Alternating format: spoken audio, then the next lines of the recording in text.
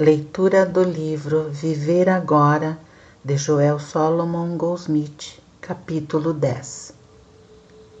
A ideia cujo tempo já chegou. A verdade recebida e incorporada na consciência eventualmente se torna conhecida em todo o mundo sem nenhum esforço humano. Por permanecer a verdade dentro de alguém, ela encontra uma maneira de se estabelecer. Isso nem sempre acontece tão rapidamente quanto você gostaria que acontecesse, mas você deve aprender que, no reino da verdade, 1000 anos são os teus olhos como o dia de ontem que passou. E um dia é como 1000 anos. Haverá períodos de milhares de anos em que pouco progresso parece ser feito. Então, de repente, mais progresso é feito em um dia do que nos 1000 anos anteriores. Uma ideia na consciência deve se manifestar. O processo de expressão da consciência em formas mutáveis e melhores é dolorosamente lento e na religião o mundo tem estado mais atrasado do que em quase qualquer outra área da experiência humana. Até depois de meados do século XIX, a religião no mundo ocidental era um estado total de escuridão e ignorância, quase sem o menor vestígio de luz. Mas, em meados do século XIX, algumas das escrituras orientais foram traduzidas para o inglês e o alemão, e mais tarde para o francês, embora tenha sido na Inglaterra e na Alemanha que se enraizaram, e a primeira luz espiritual começou a despontar. Então, nos Estados Unidos, houve o período dos transcendentalistas na Nova Inglaterra, e a fundação da ciência cristã e da unidade. Tudo isso era a luz lançando sua sombra em visibilidade e profetizando coisas que viriam.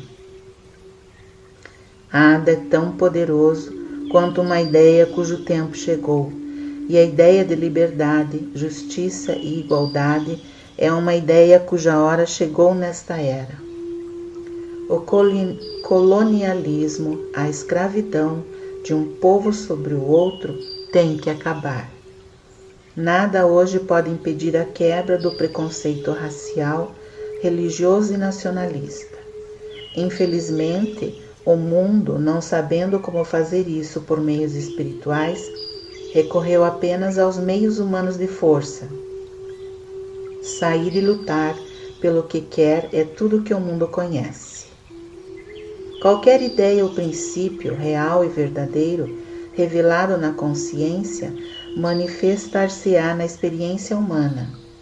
Se mais pessoas estivessem suficientemente cientes da operação deste princípio, quando a ideia de liberdade entrou na consciência humana e se tornou tangível como forma na Grécia Antiga, acredito que a liberdade mundial teria sido alcançada há muito tempo.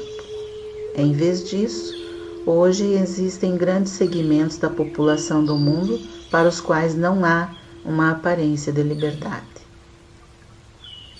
Em seu sentido mais amplo, liberdade inclui liberdade religiosa, econômica, política e racial. Sim, até mesmo liberdade física e mental. O homem não pode criar liberdade. A liberdade é de Deus. É uma transmissão divina que chega à consciência daqueles que são receptivos a essa ideia. A liberdade deve ser recebida na consciência, porque a única maneira de Deus atuar é como consciência. A liberdade não deve ser implorada ou batalhada. A liberdade deve ser reconhecida. Liberdade em qualquer forma é um presente de Deus para o reino de Deus, a atividade de Deus operando no reino de Deus. a graça de Deus aparecendo como liberdade, justiça e igualdade, todas as quais são qualidades da consciência divina onipresente onde estamos. Instrumentos de Deus.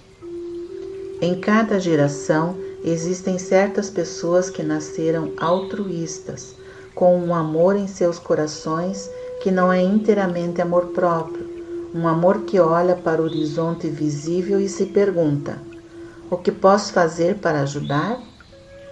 Para essas pessoas, as comunicações divinas são reveladas. Florence Nightingale era uma das pessoas altruístas do mundo e certamente Cristóvão Colombo desempenhou um papel na libertação do mundo de sua escravidão ao tempo e ao espaço. A liberdade é uma coisa muito esplendorosa e tem muitas facetas. Assim é que, aqui e ali, os indivíduos recebem comunicações da fonte infinita, que é a consciência divina, e esses indivíduos atraem outros para si. Dessa forma, então, os ideais de liberdade política, econômica, racial e religiosa se espalham pela Terra. Sempre haverá instrumentos de Deus na Terra, porque em cada época nascem pessoas que estão sintonizadas com sua fonte, mas por si mesmas, homens e mulheres não são nada. A era do poder material é coisa do passado. Estamos agora vivendo em uma era em que o poder espiritual está começando a ser compreendido. E o poder espiritual significa não poder, significa não resistir ao mal, permanecer na palavra e deixar que a palavra habite em você. Sou eu, não tenhas medo. Eu, no meio de ti, sou poderoso. Guarda a tua espada. Todo o poder está nas mãos do infinito, do eterno, e opera por meio da graça. Como você torna isso realidade? Sabendo disso. Essa verdade não pode torná-lo livre sem que você a conheça. Você tem que ponderar a verdade, meditar sobre ela em seu santuário secreto mais íntimo, e ela se estabelecerá externamente, de maneiras milagrosas.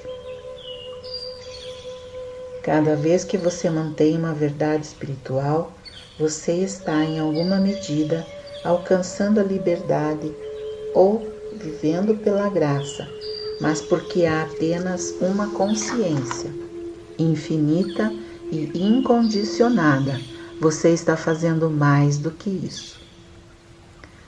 Em algum lugar do mundo existem aqueles que estão sintonizados e cada vez que você individualmente recebe uma transmissão da verdade em sua consciência, ela está sendo recebida na consciência daqueles que estão igualmente sintonizados. Em outras palavras, em todo o mundo neste minuto existem pessoas ansiando com todos os seus corações, almas, mentes e corpos pela liberdade. Existem pessoas que estão se voltando para a sua interioridade, às vezes na prisão e às vezes porque não tem ninguém ou nada a quem recorrer.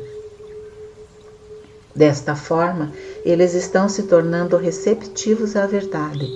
Eles criaram um vácuo e, portanto, estão sintonizados com a consciência incondicionada. Quanto maior o grau de sua liberdade espiritual, mais ampla é a liberdade que você pode dar. Por meio do estudo e da meditação, você pode atingir tal grau de liberdade espiritual que será uma bênção para os membros de sua família e seus vizinhos imediatos. Você pode atingir um grau de liberdade tão grande que pode se tornar um curador em larga escala, em toda a cidade, em todo o estado e em todo o país ou em todo o mundo. Pode fazer você nascer alguma ideia de liberdade comercial ou política e assim ser uma influência libertadora para milhares de pessoas. Ou Você pode ir tão alto na consciência que você pode criar uma nova religião mundial. Quem sabe? Mas se você fizer isso, por favor, não a organize. O caminho infinito como ideal de liberdade. Lembre-se sempre de que a liberdade que você almeja em seu coração, todos os demais também desejam, mas não acredite que alguém possa ser livre amarrando outra pessoa. Quando você libertar uma pessoa, lembre-se de que você deve libertá-la para que tenha qualquer religião que ela escolher ou para não ter nenhuma. Deixe todos livres e você mesmo será muito mais livre. O ideal de liberdade do caminho infinito sempre foi de um vínculo espiritual que une os indivíduos em um relacionamento eterno de amor, compartilhamento e boa vontade. Como um de seus pontos fundamentais, o caminho infinito não tem membros nem taxas. Não há vínculo de ninguém consigo mesmo. Não apenas liberta todos, mas mantém sua liberdade. A liberdade foi perdida na consciência. Essa ideia espiritual de liberdade não tem limites nem fronteiras, e se você olhar além do horizonte visível, verá como ela está funcionando em um grupo e em um país após o outro. A história registra eventos, mas raramente registra as causas subjacentes ou que levaram a esses eventos. Por exemplo, um conhecimento superficial da guerra entre os estados pode levar alguém a acreditar que essa guerra foi travada porque algumas pessoas amavam tanto os negros que estavam dispostas a morrer para libertá-los, ou por causa da rivalidade comercial entre o norte e os estados do sul. Tal conclusão ignoraria o fato de que a ideia de liberdade, igualdade e justiça havia se infiltrado na consciência desde a Grécia Antiga até o período em que a Carta Magna tomou forma na Inglaterra, e assim por diante, através da América, revoluções francesa e sul-americana. Todos esses eventos foram apenas a manifestação de um estado de consciência alterado, que culminou em cada vez mais liberdade para o povo. Esta ideia de liberdade está agora se espalhando na área da religião. O bispo Pique, da Igreja Episcopal, está libertando muitos de seu povo de sua superstição e ignorância, e o falecido Papa João endossou a liberdade, a ideia de liberdade religiosa universal e completa para todas as pessoas. O Papa Paulo VI, ao ser eleito para o pontificado, anunciou que apoiava os objetivos do falecido Papa João, afirmando que a Igreja Católica Romana deveria continuar no curso indicado por seu predecessor. Um alto clérigo da Inglaterra, o bispo de Warwick, escreveu que orar não é pedir nada a Deus, que orar é ouvir, e que devemos abandonar os conceitos de Deus para alcançar a experiência de Deus. Esses avanços são fruto da verdade que foi comunicada à consciência humana a partir da infinita consciência divina. Uma verdade que é dada a um indivíduo em consciência e que ele considera sagrada dentro de si e a transmite apenas àqueles que são responsivos, de forma que forme um círculo ou flua entre eles, deve finalmente ser estabelecida para todos os homens na terra. A presença divina dentro de si mesma, o poder de se estabelecer, se for lembrada e mantida sagrada. Devemos chegar a um nível em que possamos nos dedicar a algo superior aos nossos próprios interesses.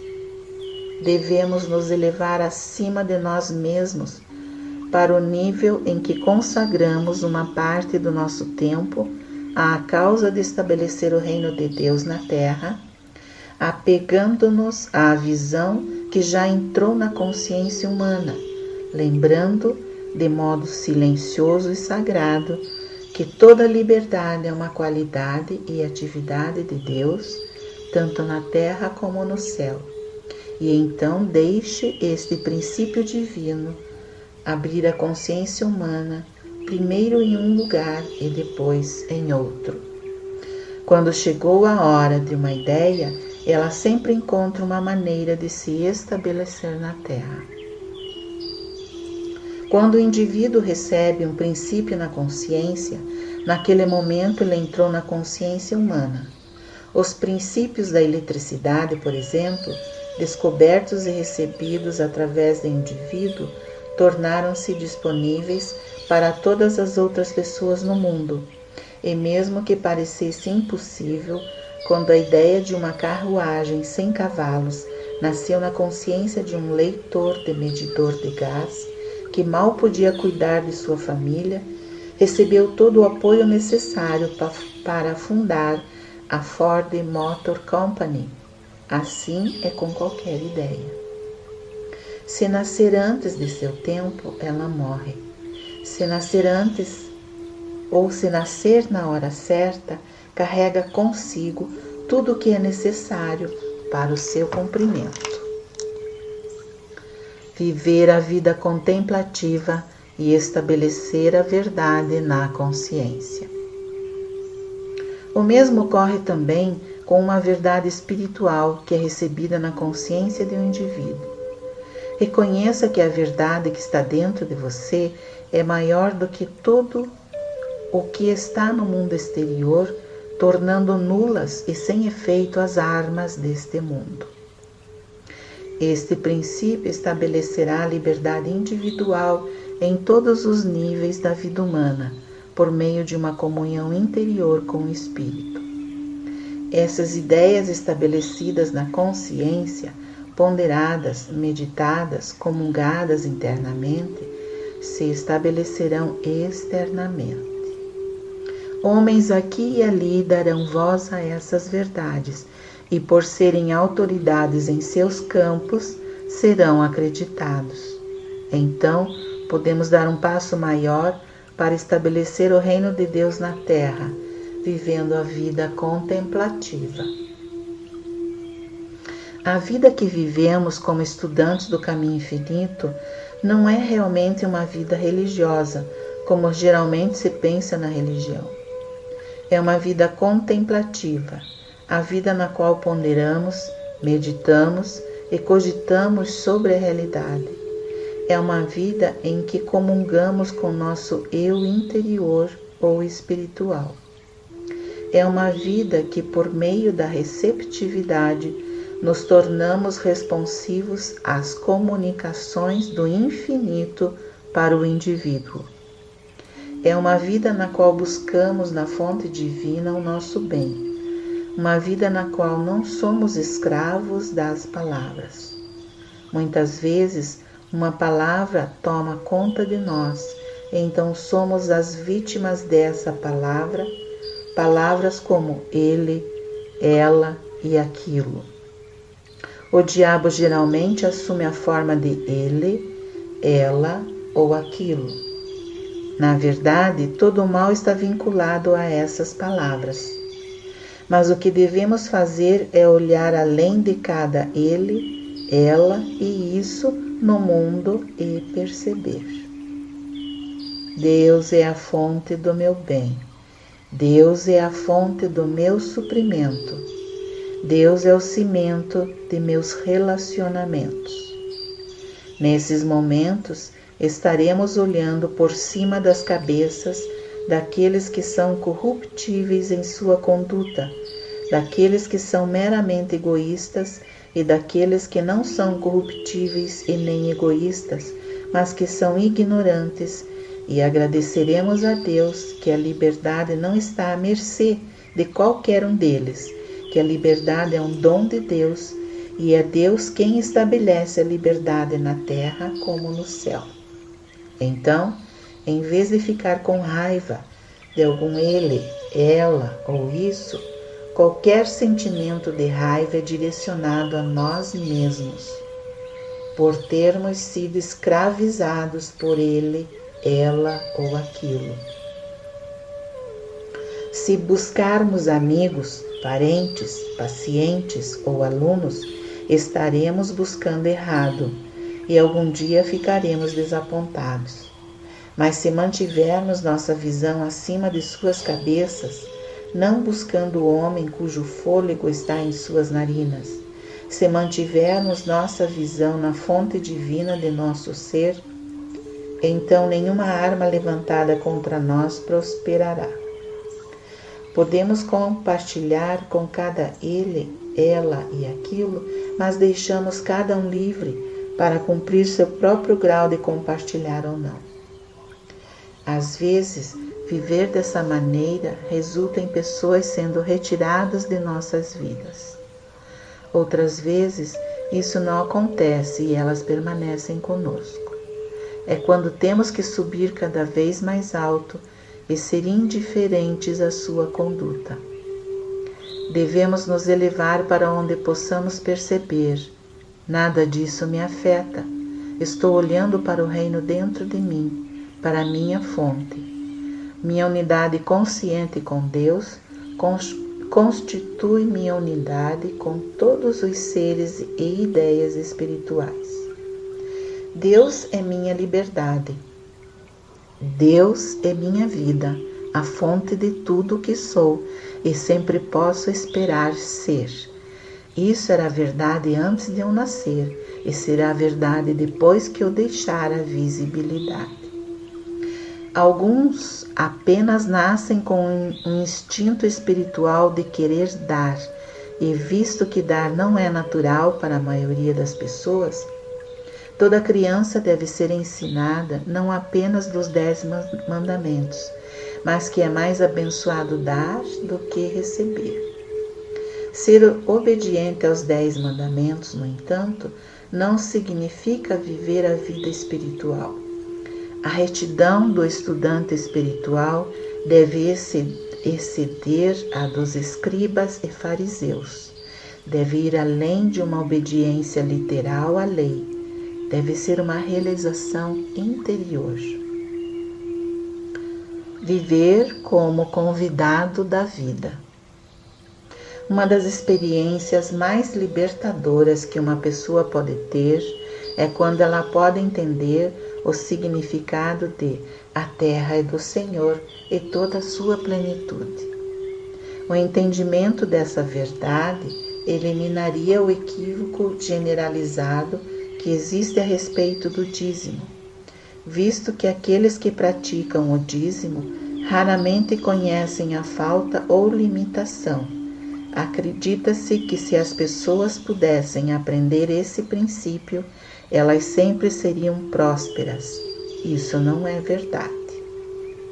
O dízimo é uma prática que pode ocorrer apenas quando as pessoas interiormente recebem a compreensão dos grandes dons de Deus que receberam e, em gratidão, decidem compartilhar parte deles.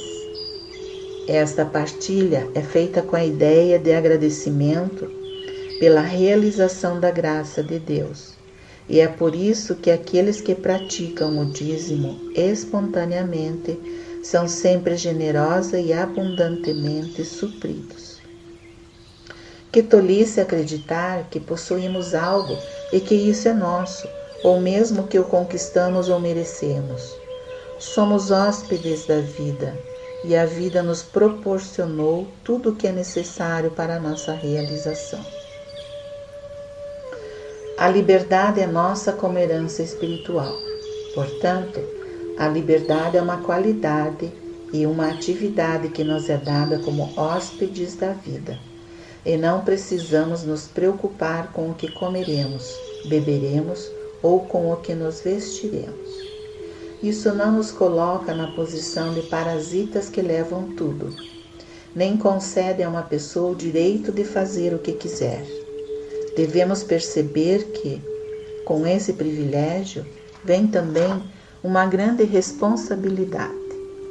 Tudo que recebemos é para compartilhar, não para armazenar, onde a traça e a ferrugem corroem. De graça recebestes, de graça dai. Somos convidados da vida. Este mundo existia antes de nascermos e viemos para ele como hóspedes de um mundo que já havia sido estabelecido. A comida estava na despensa, roupas estavam sendo fabricadas, havia madeira para a construção, ferro e aço, e havia diamantes, rubis e pérolas para adorno. Tudo foi colocado aqui para nosso uso. Se pudermos entender que somos hóspedes da vida, então não será muito difícil ver a dívida que temos uns com os outros. Sabemos que, se fôssemos hóspedes na casa de alguém, um retorno seria esperado de nós. Nunca teríamos a sensação de que possuíamos algo na casa em que éramos hóspedes, mas que estava tudo ali para nosso usufruto e conforto, e tudo sem qualquer consideração monetária. Ao anfitrião, à anfitriã e aos convidados dessa casa devemos gratidão, ajuda, cortesia, cooperação e compartilhamento, dando e recebendo com alegria. Individualmente, devemos chegar à conclusão de que nosso propósito na Terra é habitar harmoniosamente nesta casa espiritual, neste reino de Deus que está na Terra, conduzindo-nos como hóspedes inteligentes se comportam.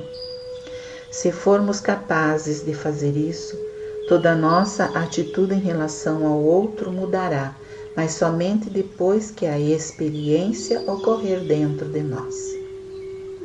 É como um alcoólatra que deseja se livrar do alcoolismo, mas não pode ser livre até um certo momento em que algo ocorre em sua consciência. Então, de repente, ele está livre, porque agora não tem poder para ser outra coisa. Somente uma mudança de consciência pode trazer melhores condições. Entendamos que a melhoria da humanidade não trará harmonia duradoura mais do que uma mudança no partido político, no poder, trará uma mudança radical em nossas condições de vida. Tirar os políticos do cargo não é a resposta. Deve haver primeiro uma mudança de consciência. E se houver uma mudança de consciência no homem da rua, isso mudará a natureza dos políticos. A resposta é elevar-se acima da crença na boa e má humanidade para a realização da identidade espiritual. Teremos então um tipo diferente de candidato e uma liderança de maior qualidade por causa de nossa realização interior. O mundo inteiro não precisa ser transformado. A história do mundo pode ser mudada por 10 homens justos aqui e agora.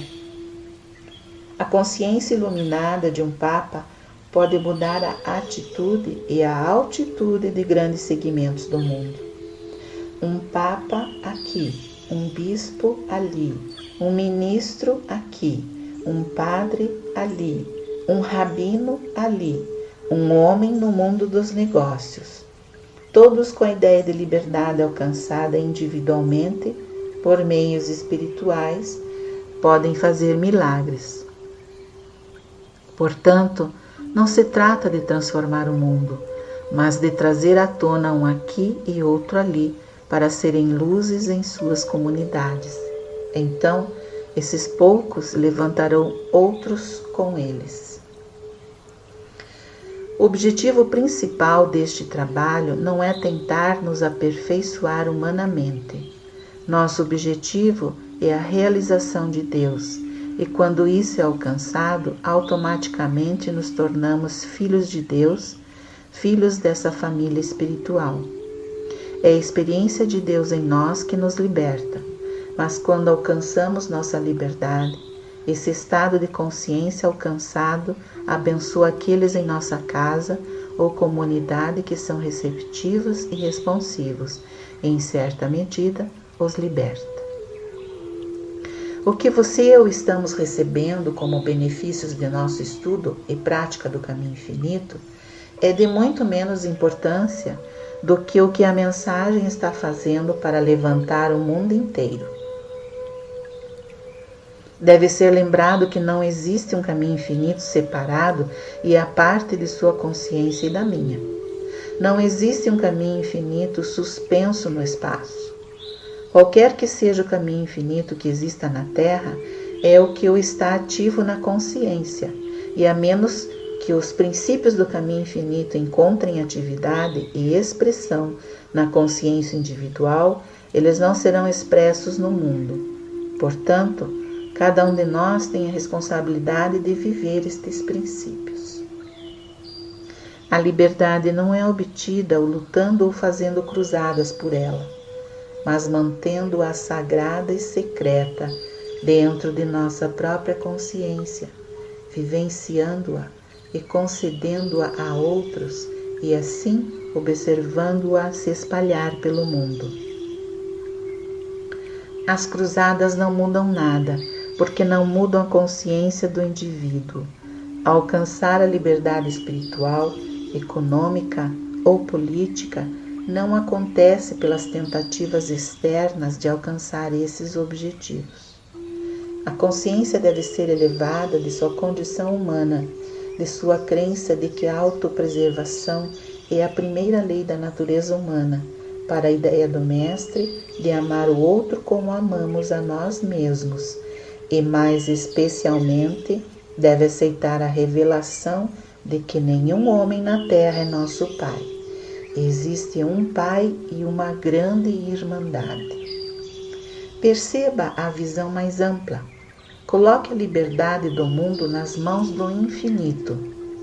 Tire-a das mãos do homem e perceba que este mundo não está à mercê do pecado ou da estupidez. Se devolvermos a autoridade à consciência divina, então essa liberdade, essa ideia cujo tempo chegou, se expressará.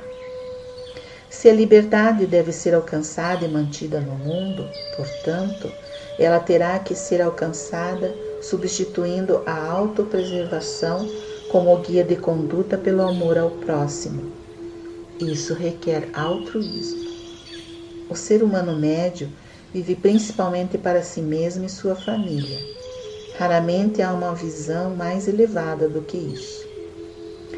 Muito poucos podem ir tão longe a ponto de doar as roupas não usadas, penduradas no armário, ou enviar comida excedente para os pobres. Quase toda experiência humana é um meio de vida para o indivíduo ou sua família, ou com apenas um pequeno pedaço sobrando para os outros. Portanto, não tem sentido para ninguém pensar em termos de liberdade para seus pais ou para o mundo, até que esteja pronto para se dedicar à tarefa de torná-la expressão em sua própria experiência. Devemos chegar ao ponto em que sejamos completos em Deus, porque eu e meu Pai somos um, o lugar em que estou é solo sagrado. Esta é a liberdade espiritual em que o homem é totalmente dependente da graça de Deus. Só então ele alcança a liberdade.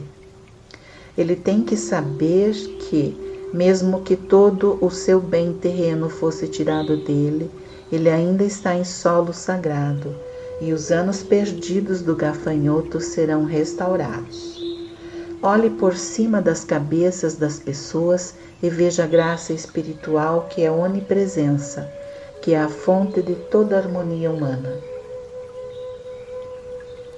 Tente visualizar essa tela maior da vida, de modo que você não meça a sua vida espiritual pelo que ela está fazendo a você e aos seus, e apenas a você e aos seus. Em vez disso, veja como a medida de liberdade espiritual que você atinge é a medida de liberdade espiritual que você está devolvendo ao mundo, acelerando o dia da liberdade para todos. Como convidados da vida, somos apenas visitantes temporários da Terra. Não nos é dado possuir nada aqui permanentemente, porque não podemos levar nada conosco quando partimos, exceto os tesouros espirituais que acumulamos. Mas lembre-se de que todo tesouro espiritual que levaremos para o próximo plano de existência é um tesouro espiritual que também deixaremos para trás. Não é finito, é a própria onipresença. Uma vez que adquirimos a realização de uma verdade espiritual, ela é nossa por toda a eternidade, mas também é aquela que ficará para trás na consciência da humanidade para se multiplicar. Esta é a lei espiritual. Nota de gabinete. Quando começamos um estudo espiritual, a maioria de nós está pensando nos benefícios que esperamos receber dele.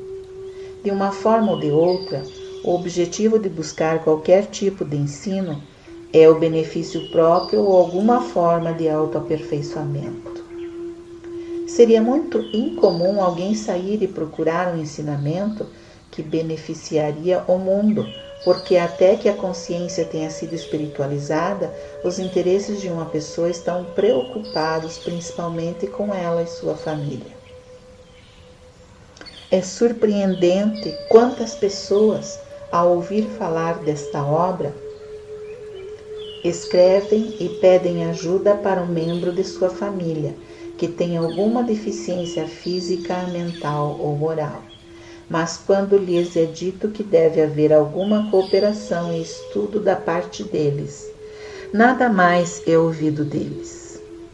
Aparentemente, seu interesse não vai muito além de si mesmas, e embora seja verdade que isso não acontece em todos os casos, a maioria das pessoas busca, em maior ou menor grau, apenas beneficiar-se. Mas isso não deve ser verdade para os alunos do Caminho Infinito, porque quase desde o início, como parte da mensagem do Caminho Infinito, os alunos foram instruídos a continuar o trabalho mundial. Como resultado, grupos foram formados em todo o mundo, trabalhando secreta e sagradamente para trazer à luz a era espiritual. O próprio fato de que hoje temos um caminho infinito deve indicar que chegou a hora na Terra para tal transição na consciência, uma mudança que ocorre quando nossa consciência está aberta puramente para receber a percepção do Cristo residente, sem qualquer razão para fazê-lo. Ainda que vivamos somente de acordo com os 10 mandamentos e com o Sermão da Montanha, ainda assim estamos vivendo de acordo com a mensagem da verdade. Mas podemos nos afastar da mensagem da verdade a qualquer momento em que nossas meditações deixem de ter algum pensamento de autoaperfeiçoamento. No início dos anos 1900, o mago elétrico Steinmetz disse que o segredo do poder espiritual seria revelado neste século. Sua previsão está prestes a se concretizar, porque a era que agora está chegando ao fim não só deu ao mundo grandes descobertas e invenções científicas, mas também a mensagem da verdade. A mensagem da verdade inclui aqueles princípios com os quais a maioria de nós está familiarizada e que estão ocultos nos 10 mandamentos e no Sermão da Montanha. Os seres humanos são tão completamente centrados e circunscritos a si mesmos, entretanto, que honestidade e integridade não são naturais para eles. A autopreservação, em vez da honestidade e integridade, é geralmente aceita como a primeira lei da natureza humana. Foi até considerado necessário ordenar que amássemos nossos pais e mães, Mesmo isso não é natural para os seres humanos. E por isso teve que ser ensinado a eles. Há uma atitude totalmente diferente, entretanto, entre aquelas pessoas que seguem o estilo de vida do Cristo. Para elas é normal e natural amar o próximo como a si mesmo, pois evoluíram para além do estado de consciência, de sobrevivência e autopreservação. Elas chegaram a um ponto em seu desenvolvimento que pode ser descrito como consciência de Cristo. Esta é a consciência que normal e naturalmente ora pelo inimigo e perdoa 70 vezes 7. Essa consciência não tem vestígios de vingança ou punição, de olho por olho e dente por dente. Se, a qualquer momento, nos voltarmos para Deus em busca de cumprir um desejo ainda que seja bom, ainda não espiritualizamos nossa consciência, porque a consciência espiritual é uma consciência que não dá poder a nada ou a ninguém. Não precisa de um poder divino. Isso não é acabar com Deus, é um reconhecimento de que Deus existe, é um pleno descansar em Deus. A consciência que não teme os poderes externos é a presença de Deus e o poder de Deus, e este é o poder espiritual. Um relaxamento completo do poder, de desejar o poder ou de tentar contatar o poder, nos deixa em um estado de ser, e este é o poder espiritual liberado. Enquanto houver pessoas lutando contra condições más, haverá condições más para combater, porque a mente que acredita em dois poderes ainda está criando condições de bem e de mal. Somente quando retirarmos o poder deles, quando pararmos de lutar contra eles, esses poderes malignos deixarão de existir. O trabalho mundial no qual os alunos do Caminho Infinito se envolvem não está lutando contra pessoas más ou condições más. Está retirando o poder deles e os alunos se tornando transparências tão claras que o Cristo pode fluir através de sua consciência e dissolver as imagens dos sentidos. Os alunos do Caminho Infinito não oram pela paz ou pelo bem temporário. Sua oração pelo mundo é a compreensão do não poder da mente carnal e da natureza de Deus como consciência individual. A consciência humana universal é o que constitui a crença em dois poderes e, portanto, cria as condições deste mundo. Mas é o reconhecimento do indivíduo da falta de poder desta mente carnal universal com suas imagens que libera o Cristo na experiência humana. Cada vez que temos uma experiência que prova o não poder de qualquer coisa a que o mundo dá poder, não estamos apenas diminuindo a crença universal, mas também tornando possível que alguém, em algum lugar, receba o que liberamos na consciência. Os 50 ou 60 mil de nós que estão estudando o Caminho Infinito e que em algum grau estão impessoalizando o bem e o mal, são responsáveis por outros adotarem esse mesmo princípio, porque há apenas uma consciência. Este é um princípio de vida ainda não conhecido pelo mundo em geral, mas compreendido pelos estudantes do Caminho Infinito por meio do estudo de seu ensino. Os efeitos desse princípio foram sentidos por todo o tempo conhecido, mas o princípio em si não havia sido revelado. O Caminho Infinito é um dos primeiros ensinamentos puramente místicos dos dias modernos.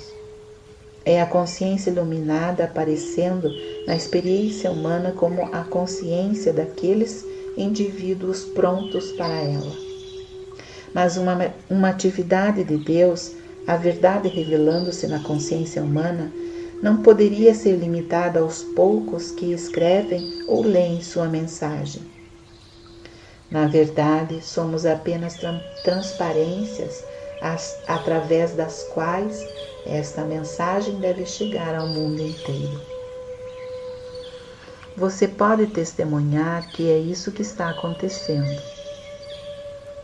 Em todos os lugares, indivíduos estão recebendo essas comunicações e livros estão sendo escritos, apresentando ideias novas para aqueles que não são estudantes do caminho infinito.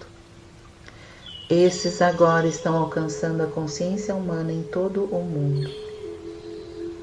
O que você está lendo nos jornais é apenas o produto das influências kármicas boas e ruins das gerações anteriores.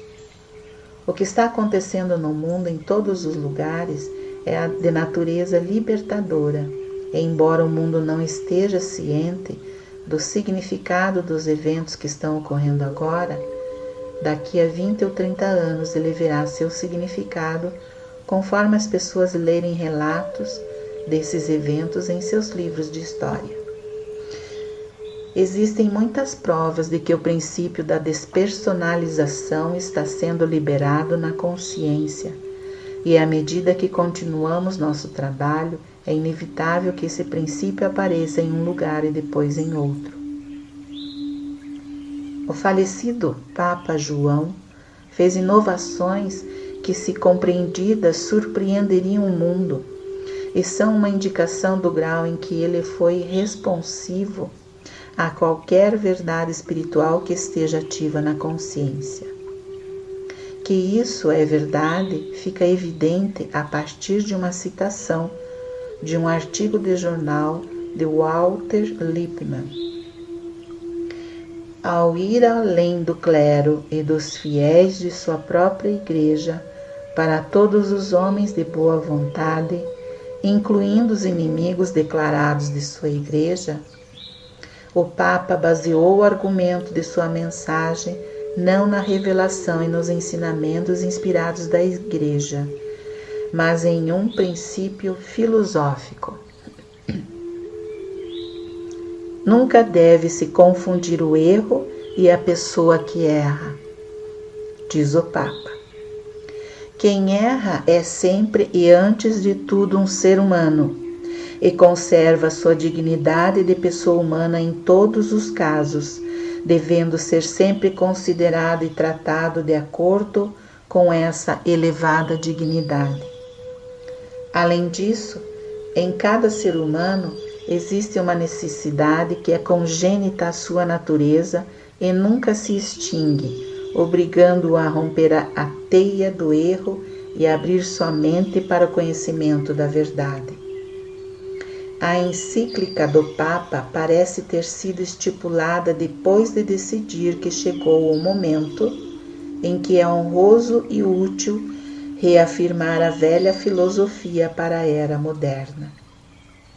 Aqui está o princípio da divindade do homem, mesmo quando ele é um pecador, e aqui está o princípio da impessoalização, que até onde sei, não foi incorporado em nenhum ensinamento religioso desde os dias do Mestre.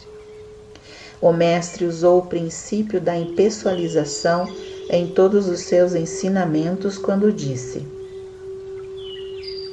quem me constituiu juiz entre vós, nem eu te condeno. Pai, perdoai-vos, pois eles não sabem o que fazem. Pode ser mera coincidência que a mensagem de Páscoa do Papa foi dada aproximadamente no mês em que a edição de brochura Honesto para com Deus, do Bispo Robson, foi lançada? É mera coincidência que a cura espiritual esteja se tornando um assunto tão importante nas igrejas hoje? Ou tudo isso é um resultado da obra mundial que vem sendo realizada ao longo dos anos? Os filhos das gerações futuras provavelmente se perguntarão como alguém poderia ter se entregado a uma relíquia da Idade das Trevas com uma personalização e, surpreendentemente, eles, sem dúvida, se beneficiarão mais com este ensino do que os da geração atual. Isso ocorre porque as gerações vindouras nascerão em um nível espiritual de consciência mais elevado do que aquele em que nascemos. Aqueles que nascerem nessa consciência superior não serão criados como temos sido, com a ideia do benefício próprio. Uma vez que percebemos que o único poder que existe é o poder de nossa própria consciência, como então seria possível temer o que o homem mortal pode fazer contra nós? Como podemos falar de onipotente presença e, ao mesmo tempo, estarmos sujeitos a crenças universais? A única razão pela qual sofremos de qualquer coisa é por causa de um mal-feito universal surgido da mente carnal, que é composto de todas as teorias e crenças de natureza mental ou material. Todo o mal é a projeção da mente carnal, a crença em dois poderes. O antídoto é o reconhecimento do não poder, e o grau de consciência desse não poder é a medida de nosso progresso na consciência espiritual. Essas verdades são declaradas claramente nas Escrituras, mas quando se trata de vivê-las, nem mesmo começamos a arranhar a superfície. O desenvolvimento da consciência espiritual começa quando liberamos todos os conceitos de Deus no reconhecimento que o eu que busca Deus é Deus. Então, quando nos sentamos em meditação, não nos importamos com nenhuma condição do mundo ou qualquer pessoa do mundo e nos tornamos um estado de receptividade para ouvir a voz mansa e delicada. Quem me convence do pecado? Quem me convence de qualquer presença ou poder, exceto aquele que eu sou? Observe que você não tem aquele separado e a parte do eu sou. Ou então você está fora do foco. Observe que você não tem conceitos de Deus porque isso é uma projeção de uma imagem e isso é idolatria. Quanto mais esses princípios do caminho infinito forem reconhecidos por pessoas fora do caminho infinito, mais você saberá que este trabalho está permeando a consciência humana. Provavelmente todas as pessoas nas igrejas que estão engajadas em atividades de oração em todo o mundo estão orando pela paz na terra. Mas a paz nunca pode vir à terra enquanto a consciência do homem permanecer o que é hoje. De que adiantaria a paz enquanto a consciência permanecesse no nível humano? Isso significaria apenas um intervalo entre as guerras. Primeiro, a consciência do homem deve mudar. Então, quando estamos fazendo o nosso trabalho mundial, vamos nos apegar aos nossos dois princípios fundamentais de que Deus constitui a consciência individual e que a mente carnal não é poder, mas é o braço da carne, um nada. Então, testemunharemos uma mudança na consciência individual. E as gerações futuras nascerão neste estado superior de consciência. A consciência espiritual, então, não luta contra o mal, nem acredita que o poder espiritual pode ser usado. Reconhece o poder espiritual como graça divina. Pense muito no termo poder espiritual e tente obter uma compreensão mais clara do que realmente significa. Lembre-se de que não é um poder sobre nada ou ninguém. Não é um poder a ser usado. O poder espiritual não é um poder temporal. O poder espiritual é um estado de graça. Gratidão.